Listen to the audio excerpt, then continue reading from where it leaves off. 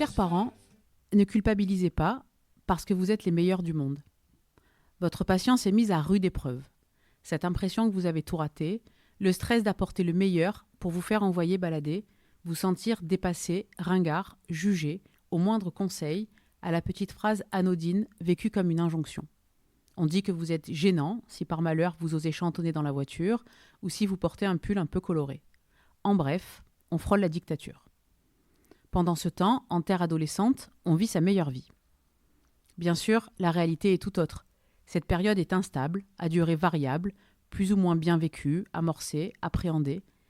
C'est aussi malgré les apparences trompeuses une effrayante période de solitude, coincée entre la fin de l'enfance et le début de l'âge adulte, entre soif d'indépendance et peur de se planter, de décevoir, de se décevoir, de se plaire, mais très souvent de se déplaire. Je vous propose de partir en terre inconnue, au pays des adolescents. Je m'appelle Marilyn, j'ai 47 ans, j'ai une fille Julia qui a 23 ans. J'ai fait mon pèlerinage en terre adolescente lorsque j'ai pris un poste de vie scolaire au sein d'une grande structure de 1200 élèves de la 6e à la 3e. Très vite, je me suis sentie à l'aise dans ce vivier de jeunes. Durant 7 ans, je les ai aidés, aimés, confrontés, grondés, consolés, boostés, orientés, accompagnés et même parfois raccompagnés. J'ai été leur porte-parole auprès des adultes et le décodeur de pas mal de situations.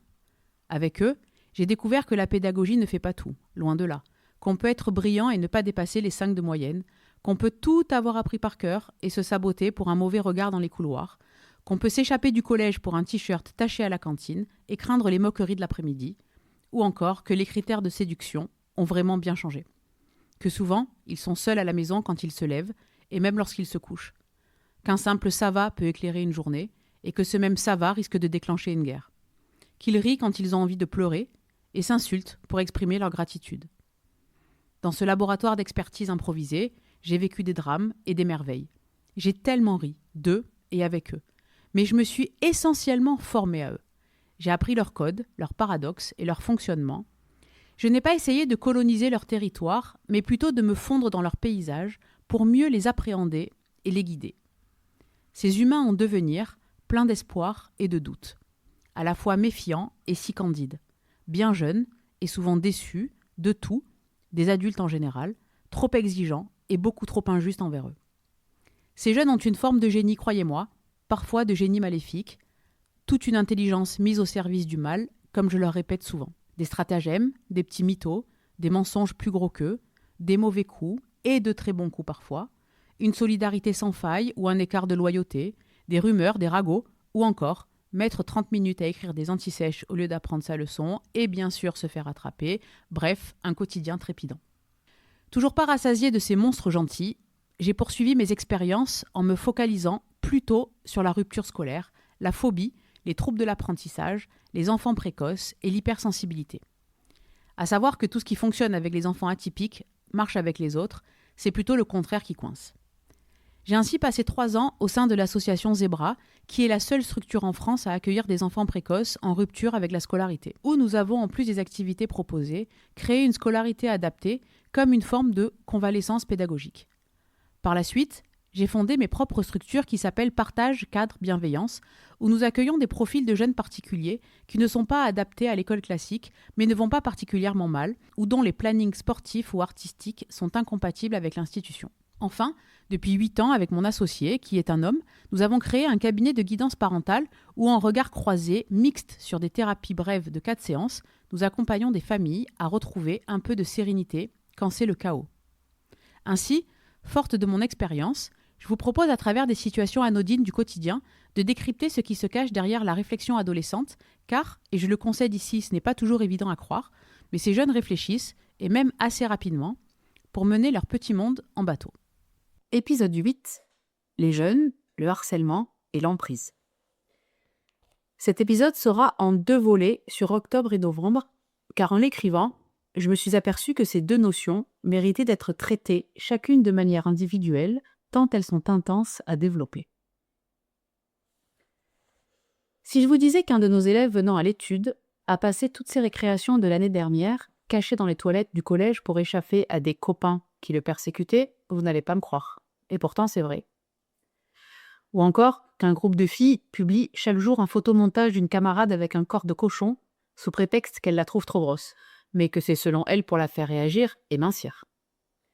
Mais aussi qu'un coach de foot, adulte bien sûr, dénigre à chaque entraînement un de ses jeunes gardiens de but sur sa taille et incite les autres membres de l'équipe à le faire en le nommant le nain. Ça semble fou? J'invente rien. J'ai aussi en mémoire de jeunes garçons qui, pour s'amuser, publiaient le numéro de téléphone d'une fille de leur classe tous les samedis sur le groupe des soirées en écrivant « Appelez-la, elle suce », entre parenthèses, bien. Je raconte encore les menaces de mort récurrentes via les réseaux reçus pendant 2 ans par une stagiaire d'un grand groupe que nous avions suivi pour son bac, car les autres filles ont été jalouses d'une invitation à un événement people et pas elle. C'est dingue. Et pourtant, ça a existé. Alors, quels sont les 2 points communs à ces anecdotes? Le premier, c'est la récurrence, car le harcèlement réside dans le côté répétitif de l'action, et le second, les harceleurs sont toutes et tous dans l'entourage proche de la victime. Dans 80% des cas, le harcèlement chez les ados provient des copains, copines les plus proches, ou appartenant au deuxième cercle. Il en est de même pour le cyberharcèlement, où les photos, les vidéos postées, les insultes proférées le sont au départ via les amis, pour rire bien évidemment, et partagées à l'infini par les 3/4 de l'établissement scolaire. Tout le monde, à un moment de sa vie scolaire, s'est vu affublé d'un surnom. Serpent à lunettes, Bouboule, la grande gigue, Berthe au grand pied, puis du bec. Moi qui m'appelle Marilyn Mesguich, j'étais Mesguich la quiche, magnifique sobriquet, créé par un Olivier d'1,20 m qui m'arrivait à la taille et qu'on surnommait Mimi Mati. Je crois qu'on est à tour de rôle l'harceleur ou l'harcelé de l'autre. Un travers de la nature humaine, à des échelles de cruauté différentes, bien évidemment. Nous en parlerons plus tard. Par ailleurs, ce qui fait que la notion de harcèlement scolaire ait pris cette dimension incontrôlable, c'est que les moqueries qui s'arrêtaient aux portes de l'école il y a 15 ans n'ont plus de limite désormais grâce à la magie des réseaux et s'invitent dans les maisons, dans les chambres, dans les lits, ne laissant aucun répit. Cependant, je dirais qu'il n'y a pas plus de harcèlement. Je dirais qu'il est plus violent, plus intense, plus toxique, car incurable et inarrêtable. Rien ne fonctionne. Et vous savez pourquoi? Car c'est un mal sourd, lancinant, et bien que partout présent, en ligne, dans les cours d'école, de collège, de lycée, d'université même, il est tout à fait insidieux. Et quand les victimes en parlent, se livrent, intègrent, c'est souvent tard. La confiance et l'estime de soi sont déjà altérées, le moral à zéro et la peur au ventre. Un ado qui un jour ne veut plus sortir de la maison pour un cas de harcèlement, croyez-moi, ça date pas de 3 jours. J'ai travaillé pendant 7 ans au service de vie scolaire d'un très grand collège qui accueille 1200 élèves. Les cas d'ados harcelés arrivaient directement dans mon bureau. J'étais en première ligne. Alors, avec mon équipe, nous menions l'enquête. Très souvent, ce n'est pas la victime qui vient se livrer. Ce sont les délégués de classe ou des potes bien intentionnés. Mais oui, ça existe. Des enseignants, des agents de service de la cantine, les infirmières, mais rarement la personne elle-même. Et vous savez pourquoi? Eh bien parce que dans la plupart des situations, la victime n'a pas encore réalisé qu'elle l'était. Mais moi, je dirais que c'est plutôt une forme de déni, ou comme je le répète souvent, c'est la peur d'être rejeté. Car à l'adolescence, cette crainte est la plus vive. Lorsque j'interroge des jeunes dans ce cas, les réponses sont « Mais non, je suis pas harcelé, c'est mes amis. C'est pour rire qu'ils font ça. » Donc, jeter ton cartable dans l'eau, te donner des gifles, te faire tomber, te filmer en train de pleurer car on t'a cassé tes lunettes, renverser ton plateau à la cantine ou partir déjeuner au snack sans toi alors que tu les attends, c'est des actions amicales selon toi. Pas de réponse. Et après réflexion, non, c'est pas trop amical en fait. Mais je dis rien, sinon ça va être pire. Ou alors, un jeune un peu isolé m'avait répondu « Oui, je sais qu'on m'insulte, mais je préfère ça à rien parce que sinon personne me parle. » Une jeune fille aux prises d'un gang de peste et malmenée par sa chef m'a dit « Si tu leur en parles, ma vie sociale est morte. C'est pas grave, je subis. » Jusqu'à ce que je découvre que la dite jeune fille se scarifiait depuis 4 mois, ne dormait plus et projetait de fuguer. Alors, lorsque je convoquais les harceleurs, filles ou garçons, en exposant la situation, c'était invariablement « Mais on n'a rien fait, c'est pour rire, ça va, elle abuse, c'est arrivé qu'une fois. Bon, ok, je m'excuse. » Pour aller de plus belle en remettre une couche. Ce qui me fascine le plus chez les harcelés, c'est la capacité à endurer, à encaisser, à subir. Et chez les harceleurs, c'est le manque d'empathie. Pourquoi tu fais ça à ton ou ta camarade? Je l'aime pas, c'est un gros cassos. Ah, ok. Bah, elle est grosse, tout le monde le voit qu'elle est grosse, personne lui dit, moi je me dis. Elle, c'est une pute, moi j'aime pas les putes. Mais c'est lui qui m'insulte tous les jours. Donc vous avez vu qu'on n'est pas rendu.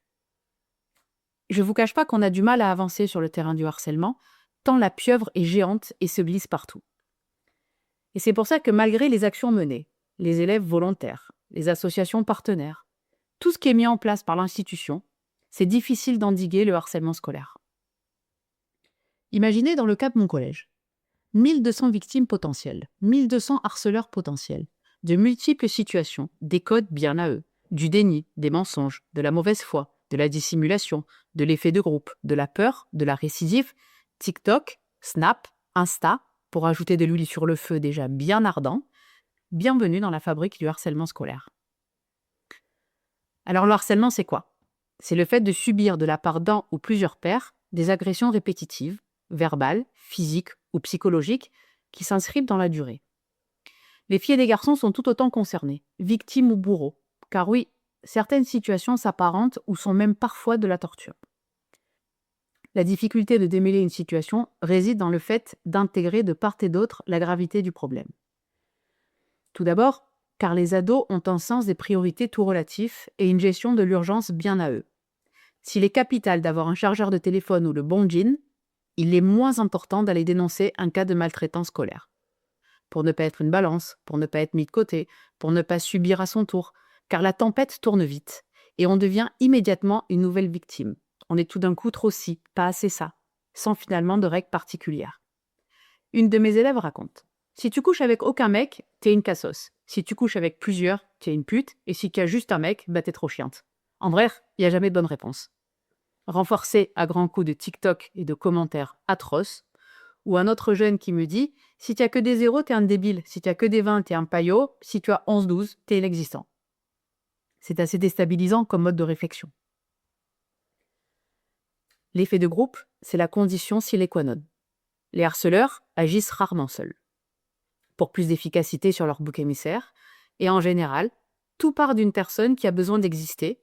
Et je vais vous faire une confidence qui va vous faire hurler: les harceleurs sont aussi très malheureux. Et sont souvent d'anciens harcelés qui reproduisent le schéma et qui encore plus souvent se posent en victime lors des confrontations, rejetant la faute sur tout le monde. Manque de chance, les harcelés peuvent avoir tous les visages, isolés, timides, en retrait, mais aussi et très souvent parfaitement intégrés dans leur groupe d'amis, aux prises avec un leader ou une leaduse perverse. C'est pour cela que le profilage est difficile à établir. Néanmoins, il y a un point commun à tous les ados harcelés: c'est d'être dotés d'une immense sensibilité et, à l'inverse de leurs harceleurs, d'une très grande empathie, trouvant même des excuses ou des raisons à leurs atroces camarades. Une jeune fille me dit: oui, c'est vrai qu'elle m'insulte et qu'elle me dise ferme ta gueule à chaque fois que j'ouvre la bouche, mais c'est vrai aussi que je parle beaucoup, non? Bah, je peux pas. La sensibilité conditionne le fait qu'on se sente harcelé ou pas finalement. À situation similaire, il y a celui ou celle qui s'en fiche en vrai, il y a celle qui dit stop tout de suite, et celui qui endure, en silence, chaque coup de canif porté, qui culpabilise, qui se remet en question, qui tente un truc, mais qui est maladroit ou maladroite, qui comprend pas pourquoi ça marche pas, et qui un jour explose, et personne ne comprend pourquoi. Cette personne-là, c'est le ou la très sensible. Inconsciemment, la victime idéale du bourreau qui ressent que la voie est libre. Comme une espèce de danse de la séduction macabre. La sensibilité ne se voit pas, elle se devine, elle se ressent, en même temps que la perte de confiance ou l'estime de soi dégringole au fil du temps et le harcèlement se faisant toujours plus présent. Tous les jeunes, de très près ou de loin, y sont confrontés. Nous sommes allés interroger à leur demande, dans leur classe, des jeunes de BTS au lycée Marcel Pagnol à Marseille. Ces élèves-là, nous les avions déjà rencontrés lors de l'avant-première du film TKT, qui aborde la problématique du harcèlement scolaire et par ricochet du cyberharcèlement. Cette projection était suivie d'un débat que nous avons animé. Il y avait à peu près 200 élèves de tous lycées confondus. À ma question « Est-ce que le film dépeint avec justesse ce qu'il se passe dans vos établissements ?», les réponses ont été très claires. Oui, c'est juste. Autant vous dire que c'est déjà costaud. Et c'est pire, je vous laisse donc imaginer. De retour dans leur classe, pendant 1 heure, nous avons évoqué cette problématique de la santé mentale chez les jeunes de manière plus approfondie que le harcèlement scolaire contribue largement à dégrader. Les prises de parole sont nombreuses et très variées. Ensuite, sur la base du volontariat, les élèves pouvaient venir avec nous dans une autre salle pour être interviewés dans le cadre de cet épisode. Sur 34 élèves, 10 ont décidé de se prêter au jeu. Et si aucun d'eux et elles n'ont évoqué le fait d'avoir été eux-mêmes harcelés, ils avaient tous quelqu'un dans leur entourage ou avaient eux-mêmes participé à du harcèlement contre des copains et s'en étaient rendus compte bien après, lorsque c'était déjà très ancré. Vous avez entendu que le harcèlement scolaire semble difficilement éradicable tant il est sournois. Et certes, si de nombreuses actions sont mises en place par les adultes et de plus en plus d'élèves, il reste encore du chemin à parcourir. Un chemin bien long. Je remercie les associations qui œuvrent, notamment l'association Faire Face, qui propose de créer dans les établissements des clubs anti-harcèlement, ou encore les fondations Orange et e-Enfance qui parcourent la France pour apporter une parole. Nous sommes de notre côté leurs partenaires pour la région du Sud. Par ailleurs, nous avons créé des structures, notamment l'association Zebra, unique en France, qui accueille des ados harcelés et en rupture avec la scolarité, qui tentent de rebondir de leur mieux avec notre accompagnement. Mais vous, chers parents, comment faire? Comment anticiper, découvrir, aider, accompagner, consoler vos enfants, vos ados face à ce fléau? Eh bien, encore une fois, ne culpabilisez pas, car dans la plupart des cas, le harcèlement est longtemps invisible. Aucun parent n'élève son enfant ni pour être harcelé, ni pour être harceleur ou harceleuse. Et dans les deux cas, les familles sont consternées d'apprendre l'un ou l'autre positionnement de son ado. Pour avoir mené des tas d'entretiens avec des parents de tout milieu social, je vous assure que c'est un supplice. Évidemment, il est important d'être attentif à tout changement de comportement de la part de votre ado, mais le propre de l'adolescence étant d'être en montagne russe, c'est pas facile non plus. En revanche, dites-leur, et redites-le à l'infini, que vous êtes à leur disposition pour parler de tout, et que vous serez quoi qu'il arrive de leur côté, que vous les croirez, et que vous les accompagnerez dans n'importe quelle démarche. On a vu qu'en fonction de la personnalité de votre enfant, tout est ressenti plus ou moins fort. Mais justement, cette subjectivité doit être prise en compte, car au moment où il ou elle se décide de venir vous en parler, c'est qu'il ou elle considère qu'il est temps et que la souffrance est bien présente. C'est important de ne jamais minimiser leur ressenti et d'accueillir leur parole telle qu'elle est, et d'aviser ensuite pour ne pas réagir à chaud non plus. Ensuite, c'est important de voir et revoir avec eux la notion de limite. Qu'est-ce que toi, tu ne supportes pas? Jusqu'où tu es capable de tolérer? Quand te sens-tu en danger? Quand as-tu peur? Invitez-les à s'interroger et à sonder leur non intérieur de manière systématique. Je crois que de manière un peu utopique, si à la première manifestation de malveillance, ils ou elles avaient le courage de riposter, les 3/4 des situations s'arrêteraient vite. Mais quand on est ado, trop de choses, comme on l'a dit précédemment, entrent en jeu pour faire preuve de courage. La communication en amont, le lien toujours, la prise en compte sans jugement de leur mal-être, quitte à nous faire aider par des professionnels. Ça, c'est notre rôle de parents, d'aider nos enfants à ne pas être vulnérables face à l'autre. Et si vous êtes parent de jeunes harceleurs ou harceleuses, dans la plupart des cas, ils n'ont vraiment pas conscience des dégâts, croyez-moi. La perversion des jeunes, le manque d'empathie peuvent être redoutables, encouragés par les réseaux, mais le mal-être de l'autre est peu pris en compte.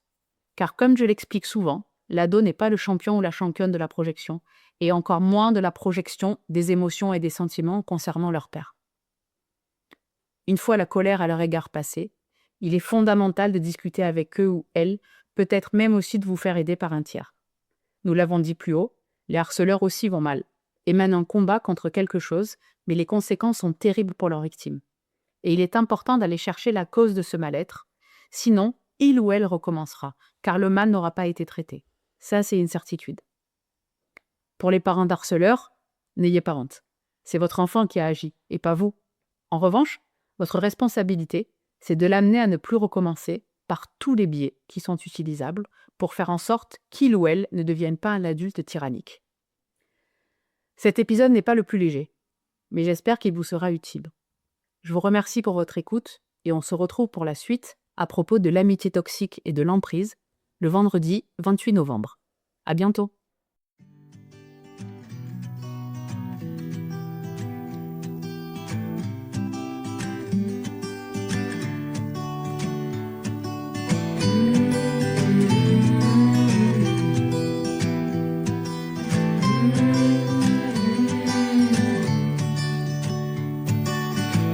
les yeux.